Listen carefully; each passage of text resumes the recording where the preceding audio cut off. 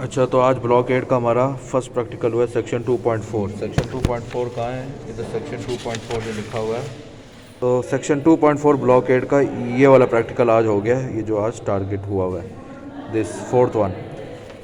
अच्छा, इससे पहले इसके पेजेस कंटेंट आ गए हैं। मेन इसमें प्रिस्क्रिप्शन राइटिंग ही है, और प्रिस्क्रिप्शन राइटिंग का मेथड तो वो सारा सेम हो ही गया है। तो उसमें अब क्या पता होना चाहिए? ड्रग्स के नेम पता होने चाहिए, और ड्रग्स के नेम और सिनेरियोज पता होने चाहिए। ये एक मिनट, ये भी इसमें क्लियर आ गया। ये पूरे 3 पेजेस का सिनेरियो है, इसमें 3 डिजीज़ के जो हैं ये हमें पता होने चाहिए कि कौन कौन से वो ड्रग्स हम यूज़ करेंगे। तीन डिजीज़ कौन सी हैं? नंबर 1, हाँ, एस्थमा, COPD और एलर्जिक राइनाइटिस।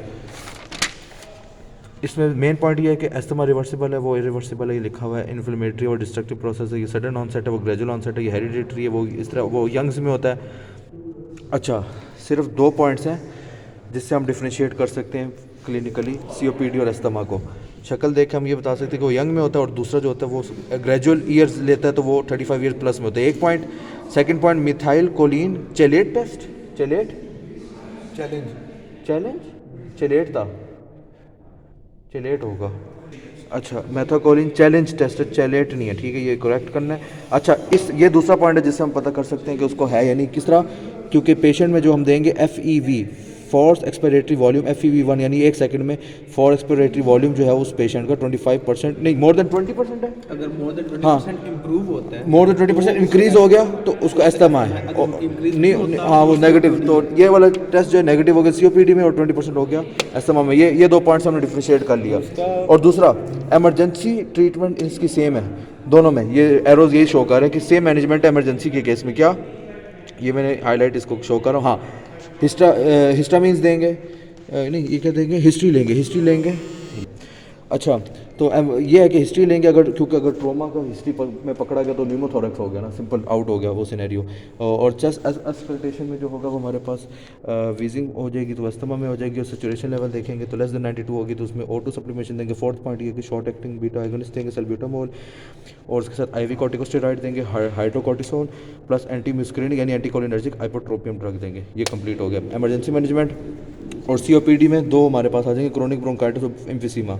क्रोनिक ब्रोंकाइटिस में स्पोर्टम ज़्यादा होगा, एम्फिसीमा में एल्वुलर सैक डैमेज होगा, जिसमें O2 का जो होगा वो सेचुरेशन ड्रॉप हो जाएगी। अब इसमें मेन पॉइंट क्या है? Pharmacological treatment. ये है मेन पॉइंट, ये सारी ड्रग्स याद होनी चाहिए। पहली क्या है? साबा यानी short acting beta agonist drug दे सकते हैं, इनहेल्ड कॉर्टिकोस्टेरॉइड दे सकते हैं, लॉन्ग एक्टिंग बीटा कॉर्टिकोस्टेरॉइड दे सकते हैं। इसकी एग्जांपल मुझे माइंड में लिया इसकी, ये जो सारे पॉइंट लिखे हैं। फोर्थ में ओरल कॉर्टिकोस्टेरॉइड दे सकते हैं। फिफ्थ में PDE फॉस्फोडाइएस्टेरेज इनहिबिटर्स दे सकते हैं, मिथाइल ज़ैंथीन वाली ड्रग्स। एंटीहिस्टामिन दे सकते हैं, एंटीकोलिनर्जिक एंटीम्यूस्क्रिनिक दे सकते हैं, ल्यूकोट्राइन रिसेप्टर इनहिबिटर्स दे सकते हैं, और इसके अलावा लाइपोक्सिनेज वाला चलो उसको नहीं, उसको साइड पे। तो फर्स्ट, अच्छा इधर आओ ना, इस नेक्स्ट पॉइंट ये है कि इसमें ये है कि ये सारी ड्रग्स हैं जो फार्माकोलॉजिकल ट्रीटमेंट है। सबसे पहले रैपिड में हम ये देंगे, अगर ये काम नहीं करेगी तो ये दोनों कंबाइंड जेल्टाइड में देंगे, जो जेल्टाइड में कंबाइंड है। और इसकी एग्जांपल अब क्या है? साबा में क्या आती है? शॉर्ट एक्टिंग में सल्ब्यूटामोल में, और हाँ सल्ब्यूटामोल, हाँ एल्ब्यूटेरोल जिसका नाम है, और इनहेल्ड और सबा जिसमें कंबाइंड है जेल्टाइड है। लाबा में फॉर्मेट्रोल है, और ओरल कॉर्टिकोस्टेरॉइड में क्या आता है? ओरल में